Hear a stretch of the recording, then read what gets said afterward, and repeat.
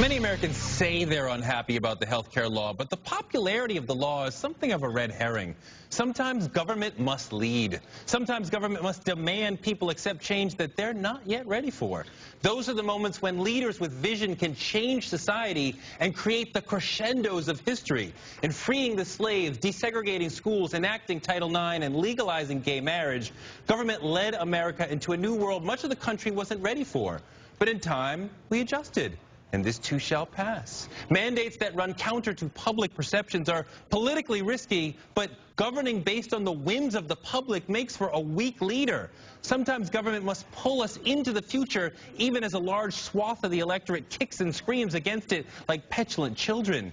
You see, the leader who's playing a long game knows that time heals all wounds, because the public mind is fungible. The public is maneuvered one way by misinformation and then back the other way by things like the imprimatur Supreme Court. Why, I can hear it now coming over the hill. A change in the national mood. A Reuters Ipsos poll released Sunday showed support for the health care law rising among registered voters. Where voters were polling 57% against and 43% for, now they're 52% against and 48% for. And of course, many of those who are lumped into the against pile like the law and believe it doesn't go far enough. A new Gallup poll finds 46% in favor and the same number against. Resistance is fading, acceptance is growing, and this too shall pass. The people are sometimes like Mikey from that old Life cereal commercial. They hate it until they don't. Perhaps if there's a second term for Obama after health care is enacted, people see it working well and get used to it, he'll float to a new level of power. So maybe he'll go even further, trying to bolster his legacy by enacting new paternalistic mandates meant to make the nation better.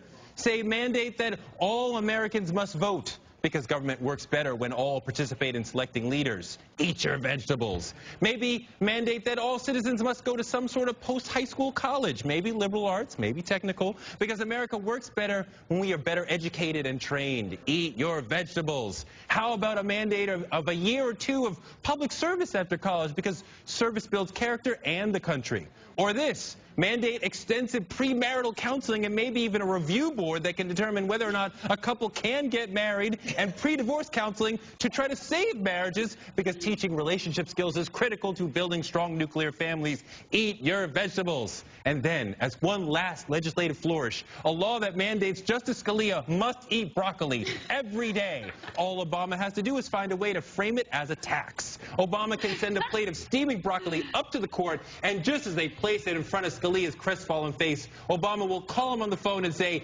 "Eat your vegetables, it's constitutional, bitches." Oh my God. And drop the mic. I am speechless. Good. I mandate that Toure never be elected to office if he thinks the government's role is to pull us into the future like we're all petulant children. Please. That is the best way to reassure any conservative viewers out there that the mandate concept isn't going to go to liberals. Bobby Jindal was wondering whether we might end up being mandated to eat tofu and drive electric cars, and it sounds like Toure would be on board with that. Apparently. I'm just saying, sometimes, if Toure were elected. Sometimes the people don't know what's best for them. But you do, and you do. There's a winning slogan. You know what's best. You know what's best. I'm not the elected official, but if 50 million people vote for somebody. Serious point, sometimes leaders do have to lead, even when it's unpopular. Absolutely, and that's the only point. Point well taken. That's the true point. That we're not supposed to just look at polls and say, well, the people don't like it, so let's not do it. No, sometimes the people need to be driven forward. And you know what? Usually conservatives do a better job at that than liberals. Yes, the mandate was initially their idea.